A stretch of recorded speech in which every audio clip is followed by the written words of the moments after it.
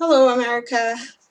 Hi. So I wanted to do this video on um, interracial relationships, and what I wanted to talk about is people who. So we all know I've been in lots of interracial relationships. My son is mixed, and his dad is white. My son's dad's white, and my ex-husband's white, and I don't think I've never tried to hide that fact. And but I really do encourage black women to not date white men. And even I mean, if you're gonna date them, just don't not to have kids with them. I'm totally against that. I've dealt with it. I know all the ups and downs that you're gonna deal with by having a biracial child, and having that child have to deal with the white side of the family who, as I said in previous videos, just because you have a mixed child, just because that white guy has a mixed child, does not mean his family are not going to be racist. It doesn't mean they're going to change their views. It doesn't mean that they're going to stop pushing their white supremacist agenda. It doesn't help. It does not cure racism. It has nothing to do with helping to end white supremacy and the terrorism that is inflicted on black Americans by white supremacist terrorists. It does not help that.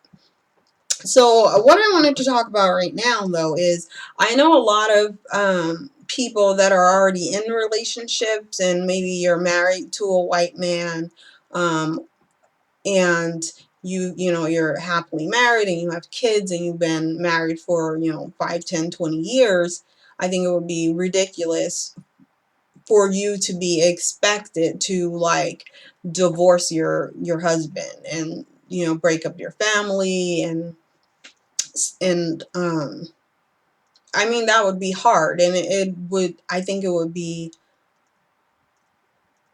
just unsavory to even ask someone to do that.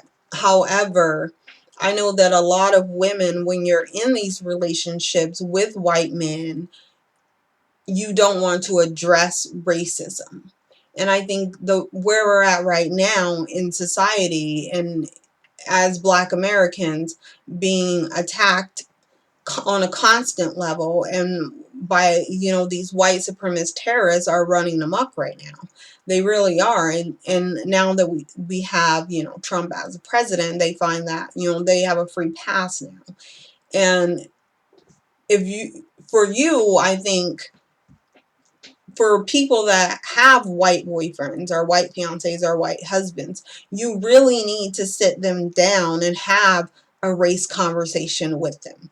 I don't care if people are telling you not to do that. If you're not doing that, you are not protecting your children, because that is a conversation that needs to be had. If you can't trust your significant other to be able to sit down and have a true conversation about the fact that you deal with white supremacy, the white supremacist terrorists are running amok, and that makes you unsafe. Okay, so your significant other who claims to love you should know that at this point you are unsafe, and we need to sit down and talk about what we're going to do to help make this better. That's what the white people in your life should be doing. If they can't do that, then that's when you separate from them. Because if someone loves you, they're going to want you to be protected, they're going to want you to be happy, and they're going to want you to have equal rights, just like they do. They're going to look at white supremacy and see it as it is, which is terrorism. They will know that if they are really there for you and having your back, and they're not, because if you ask them if they're white supremacists, they're going to say no, so they need to prove to you that they're not. So you need to sit down with them and ask them, what do they think about white supremacist terrorism that is running rampant in America right now? Well, not even just America. This is global terrorism, okay? And you need to sit them down and really dig in deep on what they think about it, what they think needs to be done to change it. how they think it is going to affect you or their children, because it's going to affect you. Whether, I know there's some black people out there that want to say, oh, slavery's over, and kind of repeat the same rhetoric as other white supremacists, and you just need to stop, because it doesn't matter how many white people you surround yourself with or marry or anything like that. You're still a black American. When you walk outside and a white supremacist terrorist sees you, they're not going to care that you're married to a white man or that you have a white man as your fiance or your boyfriend. It doesn't matter. So you need to sit them down, because you know what? White men are benefiting from this white supremacist structured America, this global white supremacy. The white men are they're benefiting from it the most. And they can sit there and say they're not, and say, oh no, I struggled and I had to pull myself up by my bootstraps. Bullshit. Okay? Because when you're in a country, let's just talk about the United States of America. The United States of America was built and maintained to benefit white men. So if you're a white man and you are not, honestly, if you are not on top, you should have the most money, the best education. Because let's even go to that. The IQ was meant for white men. So if you don't have the highest IQ and you have the best job, then that's you being a slacker. You didn't struggle. You didn't pull yourself up by your bootstraps. You're just lazy. Period. Sorry, that's what I think. So when you sit them down and talk to them about what they see as the problem and what needs to be done and what they can do to help fix it, because that's, in my opinion, white people needs to be on the front line of ending this global terrorism that is white supremacy. They need to be on the front line, especially if they want to and already have children that are mixed. Like, why aren't they doing something to make their children's lives better in the future? Because a lot of white people don't care. They're content in what their life has been. They're content in what they see every day and what they experience every day, and that's their life. Because we need to realize, whether you're married to a white person or not, their perception of life is totally different than your perception. Unless you're just really messed up in the head, because I don't see how a black person could have the same perception of life as a white person. Like, it doesn't, you would have to be delusional. So let's say that you're not delusional. Then your husband's white, your perception of life is totally different than his. He doesn't see what you see. He doesn't get treated how you get treated. And whether it's subtle discrimination or just blatant discrimination, you're dealing with it, regardless of whether you want to admit it. And it sickens me, the amount of black people that just are convinced themselves that they are not dealing with white supremacy. It's a joke. Like, do you turn on the news? Do you turn on TV? Do you walk outside? You would have to literally just stay in your house to not deal with white supremacy. So what you need to do is start talking to those white people in your lives and telling them what you're experiencing. So they can't say, well, I didn't know because no one told me. And if you don't tell them, they're not going to know, because I think that empathy does not exist in white people. I don't think they have empathy, especially when it comes to black Americans or black people in general. They don't have that empathy. So they're not going to look at your struggle and say, oh, honey, I saw that, you weren't being treated the same way as, that white woman or even me while we were in this store. They're not going to see that, because they only see what is affecting them. They see how they were treated. And if they're being treated nicely, that's all that it's mattering. That's all that matters at that point. Unless you decide that, you know what, we're going to matter together. And so you need to open that person's eyes and let them see what's really going on.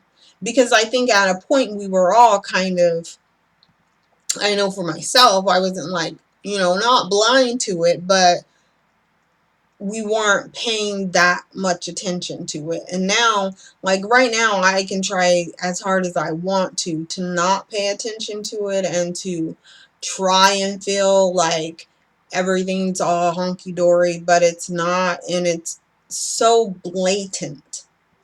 Like the white supremacy is so blatant right now. And I don't think it's changed much. Honestly, I don't think I think it's been this bad for quite some time, and just a lot of us have not noticed it. And so we need to realize if we haven't noticed it and it's affecting us, imagine how much they're not noticing it or even care to notice it because it's not affecting them.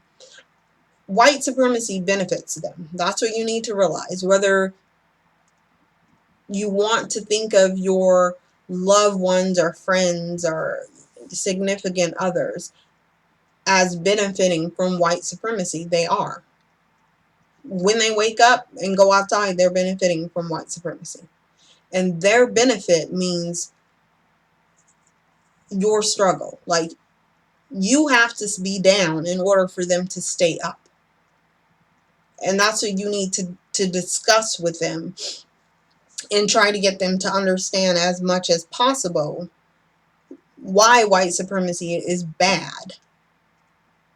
And when you first start, when you first try to have this conversation, expect that it's not going to go well. It's not. Because white people are very closed off when it comes to discussing white supremacy. They don't want to talk about it. They don't want to hear it. They're like, la di la la la la la. That's them. Because they don't want to be woken up out of their nice, cushy life of sleep. They don't want to be woken out of that. And it's your job to make them wake up and make them see and make them hear. And I will scream it from the top of the mountain. I don't care what white person does not want to hear it, because you know what, you don't want to hear it and I don't want to deal with it. So, and when you get rid of it, you won't have to hear it and I don't have to deal with it, and we're all good. But until then, you need to talk to them about it and talk to them about it and talk to them about it. And I don't care how sick of hearing about it they get. When they get so sick of hearing about it that they help end it, then we're okay. Then we're good. But don't let them sit there comfortably living in their lavish of white supremacy while you suffer. Like, that's not okay. Don't pass that on to your children. Because I don't want my child to inherit an America that is just drenched with white supremacist terrorism. It's not. They might as well be at war, because that's what we will be giving them. So have that conversation, not just once, but 2, 3, 4, 5, 6 times. It comes up every day. Someone's always doing something racist. They're always terrorizing some black person. If you turn on the news, if you look at Facebook, I avoid all of that stuff and I still see it on a daily basis. So you can cover your ears, you can cover your mouth, you can cover your eyes. It's still going on and you're still going to be affected by it. So find all of those opportunities to talk to them about it, to open their eyes to what you're dealing with. And then, I mean, you're going to lose some friends. You are. You are most definitely going to lose some. And you know what? Those are the ones that you didn't want in your life. Those are the ones that, when it came down to it, if there is some kind of race war, which, I mean, there will be. I mean, make no mistake about that. There's going to be. In order for something like this to end, there's going to be a war. I mean, just look at, every slavery when that was abolished, um, a lot of casualties. And when we come to something like that, a lot of white people are not going to fight to end white supremacy. Like, they're not going to. So you really need to know who's on your side and who isn't. And if that person just so happened to be your husband of 10 years, then you just have to charge that one to the game and get rid of that person. And it's not going to be something that's easy or simple, but it's a necessary thing to do. And it's the best thing for our community and the best thing for your child. Because the last thing we need is white supremacists raising our black children. So, on that note, I need to get back to mine. So, thank you for watching my video. Like, comment, and subscribe. And I will see you later.